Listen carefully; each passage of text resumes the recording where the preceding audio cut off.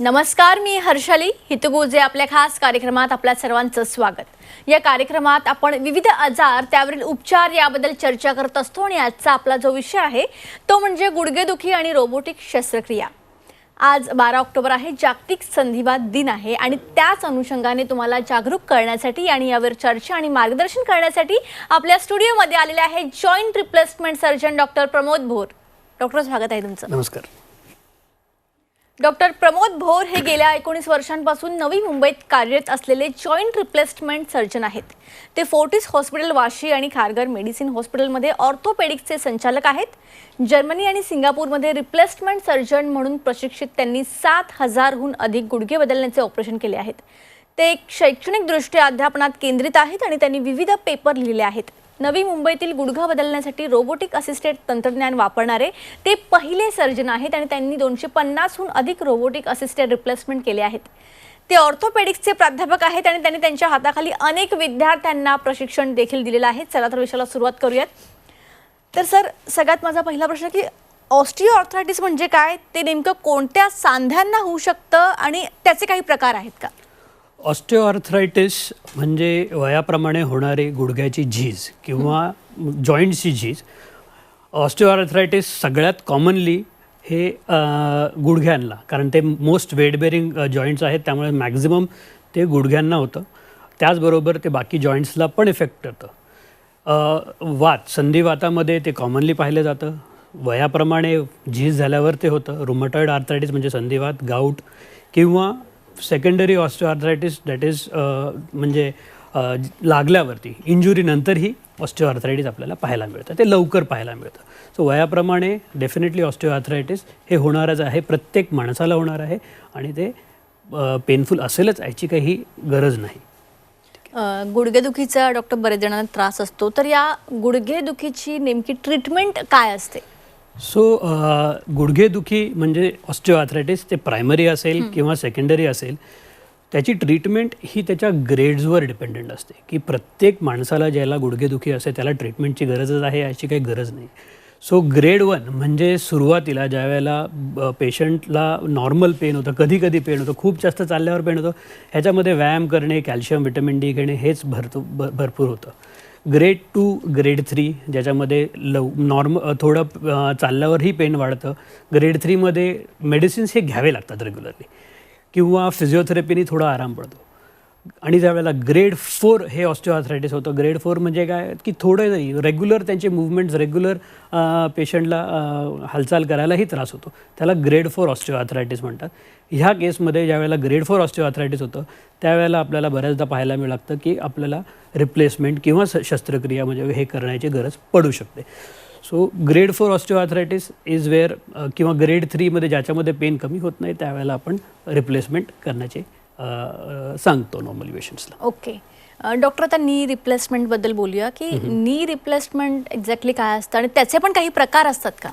So knee replacement ही एक final surgery असते ज्यावेळेला पेशंटला बाकी औषधांनी किंवा बाकी फिजिओथेरपी व्यायामाने आराम पडत नाही, त्यावेळेला आम्ही पेशंटला नी रिप्लेसमेंट सर्जरी ही सांगत असतो। सो नी रिप्लेसमेंटमध्ये आम्ही करतो काय, 2 बोन असतात, मांडीचं हाड ज्याला फिमर म्हणतात आणि पायाचं हाड ज्याला टिबिया म्हटलं जातं। दोन्ही बोन एकावर एक स्मूथ मुवमेंट करत असतात। ज्यावेळेला कार्टिलेज डॅमेज होतं, हळूहळू कार्टिलेज डॅमेज झाल्यामुळे बोन एकावर एक घासायला लागतं, त्यावेळेला आर्थरायटिस किंवा पेन वाढत जातं। वन्स ते व्हायला लागल्यामुळे पेशंटला पेन झालं तर आपण नी रिप्लेसमेंटमध्ये ते जे कार्टिलेज खराब झालेलं आहे ते रिप्लेस करून त्याच्यावर एक कॅप बसवतो। वरती आणि खालच्या हाडाला जी कॅप बसवली जाते आणि मधल्या त्याच्यामध्ये एक polyethylene spacer.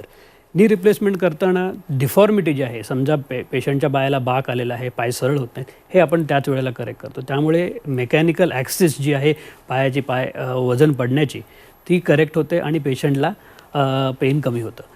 So knee replacement हे बेसिकली सॅल्वेज प्रोसिजर आहे, त्याच्यामुळे प्रिव्हेन्शनही होतं की पुढे अजून वाढत नाही आणि हळूहळू पेशंटचं दुखणंही कमी होतं।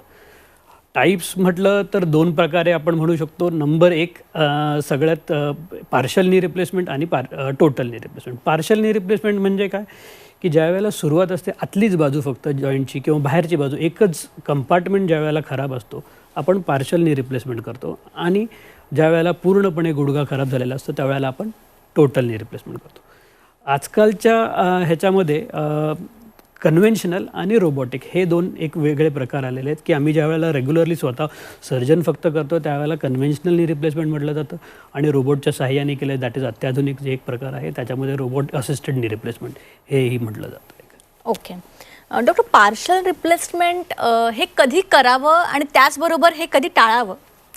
सो पार्शल नी रिप्लेसमेंट हे जसं मी मगाशी बोललो की इट इज ओनली ते आपण त्याच वेळेला करतो ज्या वेळेला फक्त एक कंपार्टमेंट गुडघ्याचा खराब आहे. सो ज्या वेळेला 3 कंपार्टमेंट असतात गुडघ्याचे, मीडियल लॅटरल म्हणजे आतली, बाहेरची आणि समोरची. सो फक्त एक कंपार्टमेंट ज्या वेळेला इन्व्हॉल्ड असेल त्यावेळेला आपण पार्शल नी रिप्लेसमेंट करतो. पार्शल नी रिप्लेसमेंटचा फायदा हे असतो की इट इज थोडासा एक कमी इन्व्हेजिव्ह प्रोसिजर आहे. लिगमेंट सगळे इंटॅक्ट राहतात, मूवमेंट जास्त येते अँड टोटल नी रिप्लेसमेंटची गरज पडत नाही. टाळण्याची गोष्ट अशी असते की ज्या वेळेला पण 2पेक्षा जास्त कंपार्टमेंट इन्व्हॉल्व आहेत त्यावेळेला टाळावं. रुमॅटॉइड आर्थरायटिस किंवा इन्फ्लमेटरी आर्थरायटिसमध्ये टाळावं. काही वेळेला खालच्या बोनमध्ये डिफॉर्मिटी वेगळी असेल तर ते टाळावं. बरेचसे बाकीच्या गोष्टी आहेत ज्याच्यामध्ये आम्ही टाळतो. त्यामुळे पार्शल नी रिप्लेसमेंट करायच्या आधी हे सगळं रूल आउट केलं जातं की गरज खरंच आहे का पेशंटला पार्शल नी रिप्लेसमेंट करून फायदा होणार की नाही ते पण त्याप्रमाणे ठरवतो. Okay doctor, robotic knee replacement याबद्दल थोडक्यात तुम्ही सांगितलं, पण हे कधी करावं आणि याचे नेमके काय फायदे असतात? सो रोबोटिक नी रिप्लेसमेंट हे ज्या वेळेला पेशंटला नी रिप्लेसमेंट करायला ॲडवाईज केलं. रोबोटिक नी रिप्लेसमेंट इज हे आपण जे रेग्युलर रिप्लेसमेंट करतो त्याच प्रकारे रोबोटिक नी रिप्लेसमेंट हे सगळ्यात अत्याधुनिक गोष्ट आहे. ज्या वेळेला पेशंटला पोस्ट ऑपरेट म्हणजे पेशंटला पेन होत आहे, पेशंटला गरज आहे सर्जरीची, त्यावेळेला आपण प्रत्येक पेशंटला रोबोटिक नी रिप्लेसमेंट करू शकतो. सो फायदा रोबोटिक नी रिप्लेसमेंटचा असा आहे की त्याच्यामध्ये ब्लड लॉस, बोन लॉस हे फार कमी होतं. पेशंटला ऑपरेशनच्या नंतर जे पेन आहे ॲज कम्पेअर्ड टू कन्व्हेन्शनल हे डेफिनेटली कमी होतं. जे आपण इम्प्लांट बसवतो ते एकदम परफेक्ट बसलं जातं. आम्ही त्याला म्हणतो सब मिलिमेट्रिक ॲक्युरसी. जे बोन कट्स होतात ते एकदम ॲक्युरेट होतात. त्यामुळे अलाइनमेंट आणि फिट हे जे आपण इम्प्लांटचे एकदम परफेक्ट येते. त्याच्यामुळे लाईफ ऑफ इम्प्लांट हे जास्त होतं. तर नी रिप्लेसमेंटचे हे बेसिक फायदे आहेत. रोबोटिक नी रिप्लेसमेंटचे हे बेसिकली फायदे आहेत. त्यामुळे ज्यावेळी पेशंटला पेन आहे त्याला आपण कन्व्हेन्शनलही करू शकतो, पण कन्व्हेन्शनलपेक्षा रोबोटिक हे आजकाल नवीन हे आल्यामुळे आणि त्याचं प्रिसिशन हे बेटर झाल्यामुळे with AI and everything, so it gives us better results. त्यामुळे रोबोटिक नी रिप्लेसमेंट हे आपण रेग्युलर ऑस्टिओआर्थरायटिससाठी ग्रेड 3 किंवा ग्रेड 4 ऑस्टिओआर्थरायटिससाठी करतो. ओके, नी रिप्लेसमेंट नंतर आपण कोणत्या गोष्टी करू शकतो? सो नी रिप्लेसमेंट नंतर आपण सगळं करू शकतो. मूवमेंट हे पूर्ण येते. बऱ्याच लोकांना वाटतं की आम्हाला ॲक्टिव्हिटीज रिस्ट्रिक्ट करावे लागतात, आम्ही हे मूवमेंट करू शकत नाही, आम्हाला पायऱ्या चढता येणार नाही, आम्हाला खाली बसता येणार नाही, आम्हाला बाहेर जाता येणार नाही. असं काही नाही आहे. रिप्लेसमेंट ही बेसिकली शस्त्रक्रिया ह्याच्यासाठी केली जाते की तुम्हाला तुमच्या ॲक्टिव्हिटीज सगळ्या करता याव्या. पेशंटनी स्वतःहून पूर्णपणे ॲक्टिव्ह राहण्यासाठी ही नी रिप्लेसमेंट सर्जरी केली, कारण त्याला कुणावरती विसंबून राहू नये आपण, म्हणून हे रिप्लेसमेंट केले जाते. Including trekking, including movement. जर पेशंट यंग असेल, तुम्ही कार्डियॅक वाईज आणि ह्या वाईज फिट आहात, if you are able to do, definitely तुम्ही करू शकता. आम्ही डेफिनेटली हे सांगतो की खाली बसू नका, मांडी घालू नका. मूवमेंट असते, मूवमेंट नाही असा प्रकार नाही आहे, मूवमेंट असते, पण आम्ही ॲडवाईज करतो की मांडी घालणे, खाली पायावर बसणे अवॉइड करा. रिझन बिंग की लाईफ ऑफ द इम्प्लांट एकदा रिप्लेसमेंट केलं that should last you long. ते लॉंग लास्ट राहण्यासाठी आम्ही ॲडवाईज करतो की मांडी घालणे, खाली पायावर बसणे हे सोडून तुम्ही बाकी जे करायचं पेशंट सगळं करू शकतो. So I have young patients who are doing trekking and all after replacement. हां, डेफिनेटली वय वाढलं, जसं जसं वय वाढतं तसं तसं तुमचं ॲक्टिव्हिटीज कमी होणार. आम्ही तुमचं वय कमी करत नाही आहे, वय वाढल्याप्रमाणे पेशंटची ॲक्टिव्हिटीज डेफिनेटली रिड्यूस, त्याच्या रिप्लेसमेंटची काही घेणं देणं नसतं. सो इट इज बेसिकली तुम्ही तुमच्या ॲक्टिव्हिटीज सगळे तुमच्या वयाप्रमाणे डेफिनेटली करू शकता. ओके, असं काही असतं का की एखाद्या रुग्णामध्ये आपण हे रोबोटिक नी रिप्लेसमेंट करू शकत नाही? रोबोटिक नी रिप्लेसमेंटचे इंडिकेशन्स आणि कॉन्ट्रा इंडिकेशन्स हे आणि हे रेग्युलर रिप्लेसमेंट सारखेच आहेत. सो प्रत्येक पेशंट ज्याचं आपण रेग्युलर रिप्लेसमेंट करू शकतो त्याचं आपण रोबोटिक नी रिप्लेसमेंटही करू शकतो. रिव्हिजन ज्या वेळेला काही ह्यांच्यामध्ये रिव्हिजन नी रिप्लेसमेंट लागतं, म्हणजे आधी केलेलं आहे रिप्लेसमेंट आणि त्याच्यामध्ये आपल्याला रिवाईज करायचं, म्हणजे 15-20 वर्ष झाले, 25 वर्ष झालेत त्या रिप्लेसमेंटला आणि त्यांना आम्ही रिवाईज करतो. त्याच्यामध्ये रोबोटिक्स आलं नाही, कारण रोबोटिक्समध्ये कसं असतं की रोबोटिक्समध्ये whenever we are doing a robotic knee replacement ज्या वेळेला आम्ही ते करतो त्यावेळेला आम्ही एक CT स्कॅन करतो आणि त्याच्यामध्ये बोनी लँडमार्क्स हे मार्क केले जातात. ऑलरेडी ज्या वेळेला ते रिप्लेसमेंट केलेलं आहे त्यामुळे ते बोनी लँडमार्क्स मार्क होत नाही. त्यावेळेला रिव्हिजन रिप्लेसमेंट्स हे अजून रोबोटिक्समध्ये आलेले नाही आहेत. Except for revision, robotic knee replacement ही प्रत्येक पेशंटसाठी आम्ही करू शकतो. ओके, ऑस्टिओआर्थरायटिस वाढू नये यासाठी आपण काय करू शकतो, थोडं ब्रीफमध्ये सांगा. ऑस्टिओआर्थरायटिस जसं मी म्हटलं हे वेअर अँड टेअर आहे जॉईंटचं. त्याच्यामध्ये वय वाढल्याप्रमाणे हळूहळू कार्टिलेज डॅमेज होतं. कार्टिलेज डॅमेज होऊ नये ह्याच्यासाठी आपल्याला बेसिकली रेग्युलर काळजी घ्यायची आहे, ती म्हणजे weight control. Number 1, diet, calcium rich, vitamin D rich diet after any injury. So आपण बऱ्याचदा असं होतं की लागलेलं आहे, काही इंजुरी झालेली आहे, खेळताना पडलो आहे आणि आपण गुडघे दुखत आहेत, आपण सोडून देतो की जाऊ दे, काही नाही होणार, थोड्या दिवसात बरं होईल. त्या इंजुरीज आपण ट्रीट केल्या पाहिजेत किंवा त्याच्याकडे प्रॉपर लक्ष देऊन ते क्लिअर केले पाहिजेत. So majority of the cases जे आमच्याकडे येतात हू हॅव प्रिव्हियस इंजुरीज त्यांना लवकर ऑस्टिओआर्थरायटिस होतं, even at the age of 45-50 त्यांना सुरुवात पण होते आणि त्यांचे प्रोग्रेसही फास्ट होतो. त्याचं कारण सिम्पल आहे, कारण एकच आहे की ते काळजी न घेतल्यामुळे जॉईंटचे वेअर अँड टेअर फास्ट होते. After a certain age regular knee exercises, quadriceps आणि हॅमस्ट्रिंग्स मसल जे आहेत ते स्ट्रेंथन केले पाहिजेत. प्लस मांडी घालणे, खाली पायावर बसणं, जर तुम्हाला पेन आहे मांडी घालणे, खाली पायावर बसणे, ह्या गोष्टी ज्याच्यामध्ये गुडघ्यावरती स्ट्रेन पडणार आहे त्या आपण अवॉइड करायला पाहिजेत. So once you have a problem up to a certain extent, मी हे म्हणेन की जर ग्रेड 1, ग्रेड 2 ऑस्टिओआर्थरायटिसमध्ये तुम्ही डॉक्टरला कन्सल्ट करत आहात आणि तुम्ही हे काळजी घेतलं, तुम्हाला रिप्लेसमेंट लागण्याची शक्यता बऱ्यापैकी कमी आहे. पण मेजॉरिटी ऑफ द पेशंट्स जे आहेत ते दुखणं कमी झालं की विसरून जातात आणि नंतर मग सगळं सुरुवात होतं परत की ओके चालू आहे लाईफमध्ये, नंतर everybody is at work and we forget about it. Okay doctor, दोन्ही गुडघ्याचं रिप्लेसमेंट एकाच वेळी करता येऊ शकतं? हो, करू शकतो आपण. सो रिप्लेसमेंट दोन्ही गुडघ्याचं जे करणे आहे ते एकत्र केल्याने पेशंटचा डेफिनेटली बऱ्यापैकी फायदा होतो. ज्या वेळेला पेशंटला दोन्ही गुडघे इक्वली खराब आहेत आणि रिप्लेसमेंट दोन्हींची गरज आहे, एकत्र केल्यामुळे पेशंटचा टाईम, मेडिसिन्स, हॉस्पिटल स्टे हे सगळं वाचतं. कारण एकत्र केल्यामुळे एकत्रही इमिडिएट रिहॅबिलिटेशन दोन्ही गुडघ्यांचं एकत्र सुरू होतं. असं काही नाही आहे की दोन्ही केल्यामुळे आपल्याला रिहॅबिलिटेशनला जास्त वेळ लागतो. रिकव्हरी तेवढीच फास्ट होते. सकाळी ऑपरेट केलेल्या पेशंटला दुपारी उभं करणे, दुसऱ्या दिवशी चालवणे, हे जसं एका गुडघ्यासाठी आम्ही सुरू करतो तसंच दोन्ही गुडघे केले तरी आम्ही सुरुवात करतो. Except for a few cases की ज्या वेळामध्ये पेशंटला हार्टचा प्रॉब्लेम आहे किंवा मेडिकली तो पेशंट फिट नाही आहे दोन्ही गुडघे एकत्र करण्यासाठी, त्याच्यामध्ये आम्ही असं करतो की एक गुडघा एका दिवशी आणि दुसरा नंतर केला जातो अकॉर्डिंग टू जसं आम्हाला फिजिशियन्स डायरेक्ट करतात त्याप्रमाणे, मेडिसिन जे फिजिशियन जे डॉक्टर सांगतील त्या हिशोबाने. रोबोटिक्समध्ये ह्याचा अजूनही एक फायदा आहे की ॲज आय सेड की ब्लड लॉस आणि बोन लॉस कमी होतो. हाय रिस्क केसेस जे आहेत तर त्याच्यामध्येही आम्ही बायलॅटरल म्हणजे दोन्ही गुडघे एकत्र करू शकतो विथ सेफर मीन्स. हे रोबोटिक्सचा अजून एक फायदा आहे for high risk patients. Okay, आता जर एखाद्या गुडघ्यामध्ये आधीपासूनच जर फ्रॅक्चर असेल तर अशा वेळेला आपण करू शकतो रिप्लेसमेंट? डेफिनेटली करू शकतो. सो बऱ्याच लोकांना वाटतं की नाही माझं हे गुडघ्याचं दुखी आहे जी माझ्या फ्रॅक्चरमुळे आहे की माझ्या इंजुरीमुळे आहे. सो मेजॉरिटी ऑफ द केसेसमध्ये असं असतं की जी तुमचं गुडघेदुखी आहे ती गुडघे घासल्यामुळे आहेत. फ्रॅक्चरमुळे नॉर्मली जॉईंट अनॅटमी ही बदलते. तर जॉईंट अनॅटमी ज्या वेळेला बदललेली असते त्यावेळेला पेशंटची जे आपण अनॅटमी आहे आपण रिप्लेसमेंट ज्या वेळेला करतो तर आपण ती पूर्ववत करायचा प्रयत्न करतो, ज्याच्याने जी डिफॉर्मिटी आहे ती करेक्ट करून मेकॅनिकल ॲक्सेस म्हणजे पाय सरळ करणे हे ओन्ली सर्जिकली पॉसिबल आहे. सो जे पोस्ट फ्रॅक्चर्सच्या नंतरचे पेशंट्स आहेत त्यांच्यामध्येही रिप्लेसमेंट हे पॉसिबल असतं, पण इमिडिएट पोस्ट फ्रॅक्चर आम्ही ते करत नाही.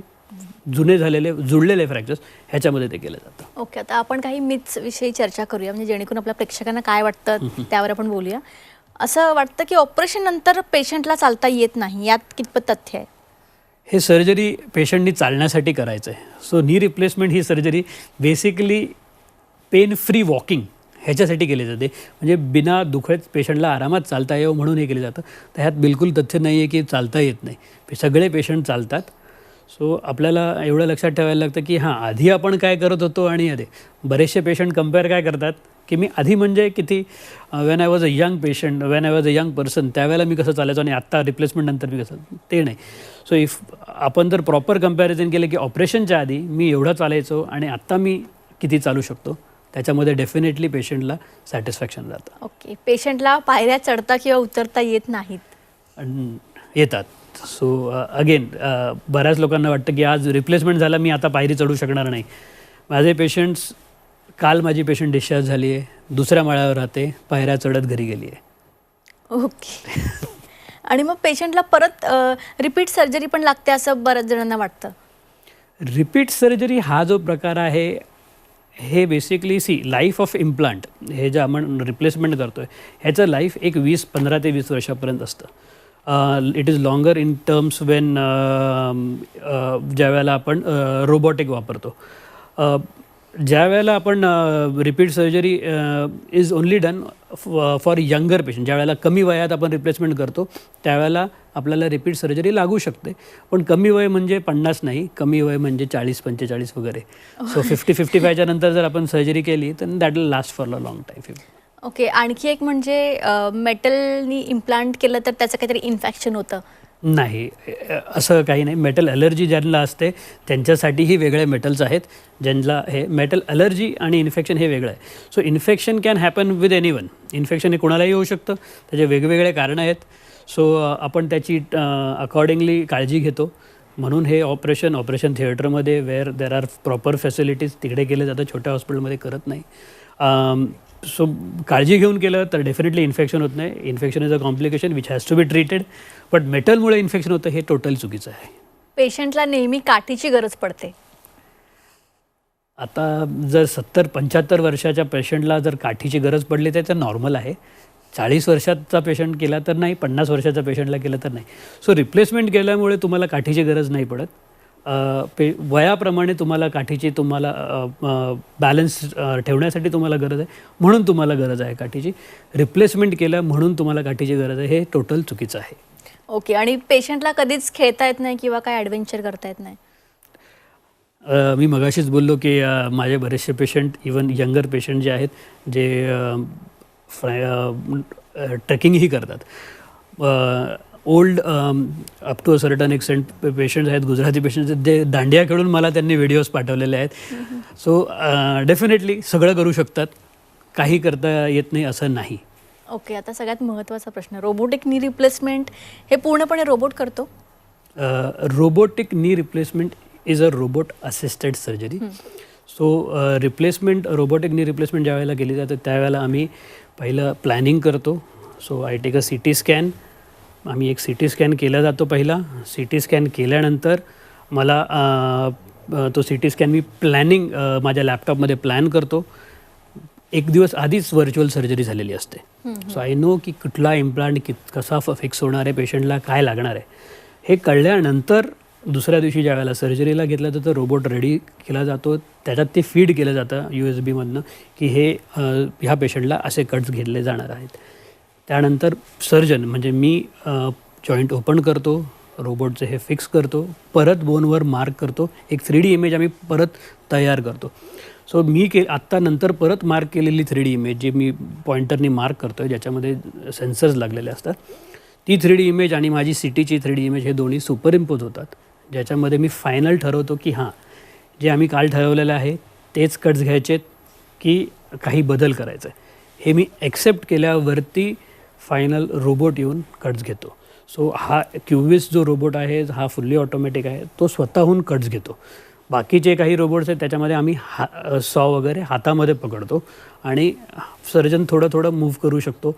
आणि रोबोट आपल्याला डायरेक्ट करतो की ओके असं कट करा किंवा तसं. पण Cuvis robot is the only robot which is a fully automatic. तो जगातला एकुलता एक फुल्ली ऑटोमॅटिक रोबोट आहे जो कट करतो बोन, आणि ते बोन्स एकदम प्रिसाईज कट झाल्यानंतर फायनल आम्ही इम्प्लांट सर्जन फिक्स करतो, Okay, रोबोट okay. फिक्स करत नाही. That is a robotic assisted surgery. Okay, तुम्ही या ठिकाणी याला खूप चांगलं मार्गदर्शन केलं, त्यासाठी तुमचे मनापासून धन्यवाद. थँक्यू. तर आजचा आपला विषय होता गुडघेदुखी आणि रोबोटिक शस्त्रक्रिया. आज 12 ऑक्टोबर जागतिक संधिवात दिन आहे. त्याच अनुषंगाने डॉक्टरांनी या ठिकाणी आपल्याला योग्य असं गायडन्स केलेलं आहे. तुम्हाला सुद्धा अशा पद्धतीचा काही त्रास, असे सिम्पटम्स असतील, काही पण असेल तर तुम्हाला ट्रीटमेंटसाठी स्क्रीनवर जे नंबर दिसत आहेत त्यावर तुम्ही कॉन्टॅक्ट करू शकता. कार्यक्रमात आता वेळ झाली आहे इथेच थांबण्याची. ताज्या बातम्यांकरिता पाहत रहा झी24 तास.